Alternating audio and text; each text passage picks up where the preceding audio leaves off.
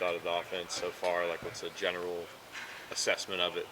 Yeah, up and down, right? Incomplete is probably the best word. I think that we're doing some things that we challenged them to do that are showing up.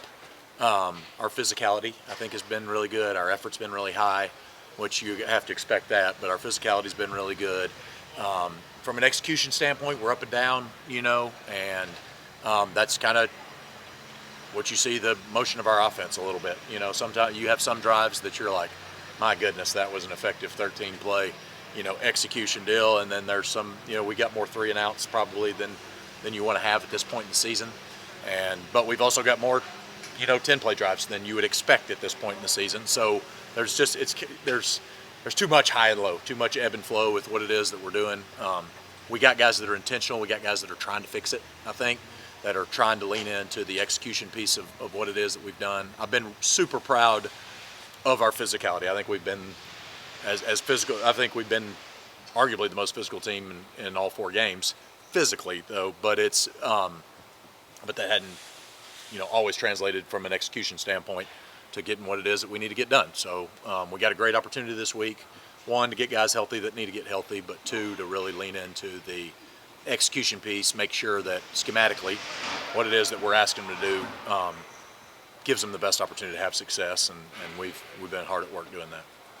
Has it been a challenge of Kevin's health not being 100% since that second week, and does the bye week come at a good time for him? Yeah, always. It's always limits a little bit of what you were anticipating being able to do offensively. When all right, now we got to monitor his mobility, or we got to just make sure that he's in those places. But I don't. He wouldn't give that excuse, I don't think.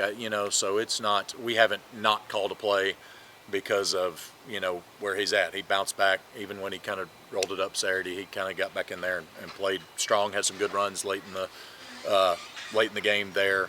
I think that bye week does come at a great time for guys like him, for R.J. Maryland, who's kind of still battling through that, and Matt Hibner's and all the those guys offensively that we just need to get back, get built out. I'm certain defensively, they had a rash of injuries that was kind of unique, and so given some time for them to bounce back and be ready to go. But we know the ACC doesn't care about all that, so we got to respond to make sure that we practice and get ourselves back to where we're getting closer. We're better week 4 than we were week 1, better week 3 than we were week 2. It's just a matter of like, hey, we got to get there, and there's got to be. We talked a lot in the preseason about the potential that we have, and the potential still is there. I've been at places where I've gone home on Saturday night and I was like, well, there was nothing that we could have done. I've been here in the 4 years that we've been here and went home and sat on the couch and said, well, there wasn't anything else we could have done, because they were, had better teams than us, better players than us, all that. And I haven't felt that yet. I think that we still have the makings of what it is that we need to do from a competitive standpoint. And we got all of our goals as far as the ACC are still out there in front of us. And so this is a team, a set of teams molded into this team that hadn't lost a conference game since 2022. So as far as the regular season goes, so we got to lean into that and make sure that we're continuing to push in the right direction. Making the move to Andrew Chambly last week at left tackle, what went into that, and just what do you think about his play and just kind of the offensive line as a whole? Yeah, so it's been going back and forth. Him and Savion Byrd obviously played earlier in the season. There was some sloppiness that we felt like in week 3, that for guys that were that old, we needed to give Andrew a chance. And Andrew was one of those that missed the first couple of weeks with some injury stuff, and so when he finally got back to healthy, it kind of played into itself a little bit there. There was an opportunity to get him in the game. He was back and ready to be in the game, and so we gave him a chance to. And he was not bad. He was looked like a guy that hadn't played a bunch of Division I college football in the last 8 months, and so putting him in position to do that. He's obviously got what God's given him is great length and great ability. He has had a bunch of college reps, so he can do those things. I've been really proud of Savion Byrd as a guy that, looked inwardly, said, boy, I'm not getting the job done from this standpoint, so I got to support my teammates while we're doing this, and 2, I got to improve my game so I can get myself, be competitive enough to get back in the game. And so Our offensive line has probably been about like the rest of our team. It's, boy, we've got some drives where we get in there and it's like, man, this is an impressive series of 10 plays that we put together, and then we've had some slap around 3 plays too. And so they're just kind of they're a microcosm or a reflection a little bit of what our offense has been to this point. And I think that we are not discouraged. We are intentional about fixing what it is that we've got. I think we got a good spirit. I thought there was great energy at practice today. I think these guys feel the frustration of knowing that we can be better on offense and that we can execute at a higher level. And you know, at the end of the day, you've got a fourth quarter lead with 5 minutes to go against Baylor, and you got a fourth quarter lead with 10 minutes to go or whatever it was versus TCU, and we didn't finish. And one of the 4 core values of this program is being great finishers, and we hadn't finished. And so that's something that they've really leaned into, and they know that we're right on the cusp, I think, of being able to hit our stride and do that. And so there's urgency. There's urgency without panic. You know what I mean? So you don't want it. What you can't let this thing spill over into is, oh God, we're panicked and there needs to be urgency to fix it, but there needs to be a positive mindset into what it is that we can do.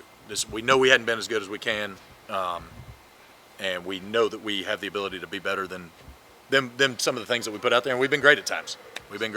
But just in an overall play, right? That's what I meant. But that kind of first word that I used, incomplete, is just kind of not all together, right? And so as we get that and put ourselves in position to help the team when the time comes to, you know, there's just been some inopportune. We need a score and we give it up in 3 plays. We need a stop and they give it up in 3 plays. In tight games, boy, that can all of a sudden, you know, there's just the rhythms of where it is that we're at right now. We got to make sure that we continue to do that, and we got to help as a staff make sure that those guys understand that. I believe that they're confident, and I believe that they're hungry, and I believe that they've still got great energy, great physicality, great effort, all those things. Just keep pushing them in the right direction. What have you thought of Romello kind of as a leader for the receivers, and how much of a boost is it to have Jordan back? Both those guys have been outstanding. I think Romello is a guy that, you know, as he had to frustratedly fight through last year being injured, you know, and the way it was and getting back. So to have him fully healthy and an opportunity to make a bunch of plays for our offense, that's been great. He took up a lot of slack, obviously, while Jordan got hurt. You know, unfortunate injury for him and getting back. But I thought it was a really, really impressive performance by Jordan just from a toughness standpoint of coming back Saturday. He was competitive. He made plays. He showed flashes of himself. I mean, there was some, you know, now there's some rust that's got to get knocked off as far as missing plays from the first month of the season. But now that he's back, I think that really provides a boost for that entire room. And I think Jalen Cooper's done a magnificent job being a starter for 3 games while he's there, and he's a guy that's going to continue to help us and continue to build and bank reps. And but when you have somebody that's got the experience and the time invested that Jordan does, you know, then certainly that gives you just another threat. When you line those 2 guys up on the perimeter, that's a different look for anybody that's lining up to try to play us. Right now, been really proud of them. I know Coach Likens has done a great job getting them to the point that they're at. Both of them are at the best point that they've ever been in their time here as both players and student athletes and citizens and all that, and that's a big testament to what he's been able to do in that room.